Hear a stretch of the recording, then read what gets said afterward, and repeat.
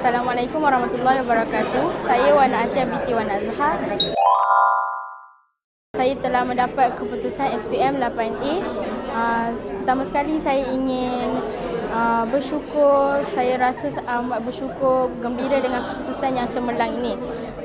Yang kedua, saya ingin mengucapkan terima kasih kepada cikgu-cikgu yang telah memberi sokongan dan dorongan yang hebat yang menolak saya untuk berusaha dengan lebih baik. Saya juga ingin berterima kasih kepada ibu bapa saya kerana telah memberi sokongan yang sangat hebat kepada saya dan doa di sepanjang perjalanan saya sepanjang SPM ni.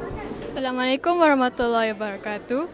Nama saya Khadijah binti Masjudan dan saya merupakan calon SPM 2025 dan mencapai 8A dalam SPM. Saya berasa sangat gembira dan terkejut. Saya ingin merakamkan 1000 terima kasih kepada ibu bapa saya, adik-beradik saya, nenek, atuk saya dan rakan-rakan saya yang saya sangat sayangi.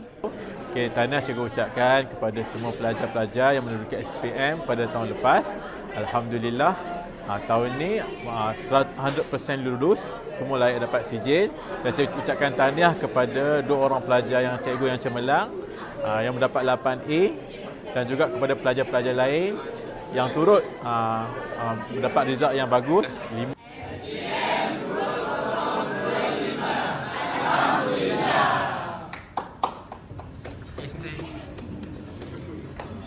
Yang terakhir, saya ingin mengajak semua orang untuk mari bersama-sama mendaftar anak-anak dalam seri semi Abiu Sungai Ramal dalam Kajang.